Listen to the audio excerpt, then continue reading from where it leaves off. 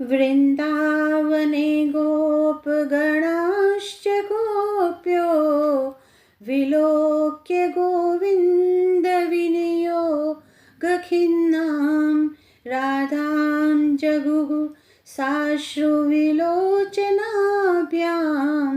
गोविन्द दामोदर माधवेति प्रभात संचार गतानुगावस्तदर्शनार्थं तनयं यशोदा प्रबोधयत पाणितलेन मन्दं गोविन्द दामोदर माधवेति गोविन्द दामोदर माधवेति।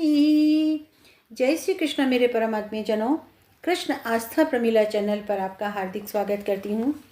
और कल के एपिसोड में हमने सुना कि श्री हरि वेंकटाचल दूल्हा बन करके और आकाश राज के सजे सजाए नगर में प्रवेश करते हैं, ऋषि मुनियों के साथ में, संपूर्ण देवताओं के साथ में और विश्वक सेन सहित समस्त पार्षद गणों के साथ में रवाना होते हैं। आकाशराज ने देखा कि भगवान आ गए हैं, उनकी नगरी में पहुंच गए हैं और पुत्री पद्मावती भी ऐरावत पर बैठ करके समस्त पुरी की परिक्रमा करके गोपुर द्वार पर आ पहुंची है। तब वे वर वधू को साथ में लेकर के भाई बंधुओं के साथ में भगवान का दर्शन करते हुए खड़े हो जाते हैं। हाथ जोड़ करके भगवान ने अपने कंठ में पड़ी हुई माला हाथ में लेकर के पद्मालया के गले में डाल देते हैं और पद्मालया ने भी बेला के फूलों की माला बना करके भगवान के कंठ में पहना देती है। ऐसा करके वे दोनों सवारी से उतर जाते हैं और थोड़ी देर पीढ़े पर खड़े होने के पश्चात सुंदर ग्रह में प्रवेश करते हैं। उनके साथ ब्रह्मा आदि देवताओं का भी समुदाय था। ब्रह्मा जी ने अंकुरारोपण पूर्वक मांगल्य सूत्र बंधन से लेकर के लाजा होम तक की संपूर्ण वैवाहिक विधि संपन्न कराई। फिर व्रत पालन की आज्ञा लेकर के पुनः चौथे दिन चतुर्थी कर्म आदि सब कार्य पूर्ण करके चतुर्मुख ब्रह्मा जी ने आकाशराज की अनुमति से दोनों देवियों के साथ भगवान को गरुड़ पर बिठाया और देवताओं के साथ वहां से चलने की तैयारी की। मंगलम भगवान विष्णु मंगलम गरुड़ध्वज मंगलम पुंडरीकाक्षः मंगलाय तनौ हरि। मंगलाचरण होता है। श्री हरि का विवाह पद्मालया के साथ हो जाता है, संपन्न हो जाता है। तब आकाशराज ने इंद्र आदि देवताओं के साथ में अपनी पुत्री और दामाद का प्रिय करने के लिए स्वर्ण के कड़ाहों में अगहनी के चावल, मूंग से भरे हुए अनेक पात्र, सैकड़ों घी के घड़े दहेज में दिए।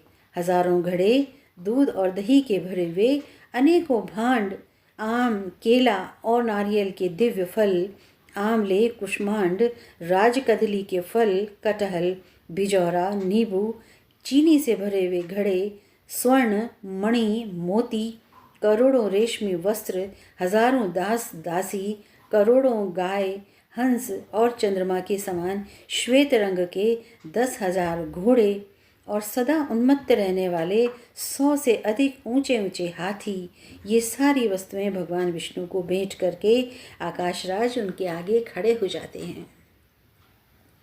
और फिर जो सांसारिक माता पिता होते हैं बिल्कुल उन्हीं के तरह भावुक होकर के और अपने हाथ जोड़ करके श्री हरि के आगे खड़े हो जाते हैं, बिना कुछ बोले हुए। आँखों में अश्रु नजर आते हैं। श्री हरि सब समझ जाते हैं।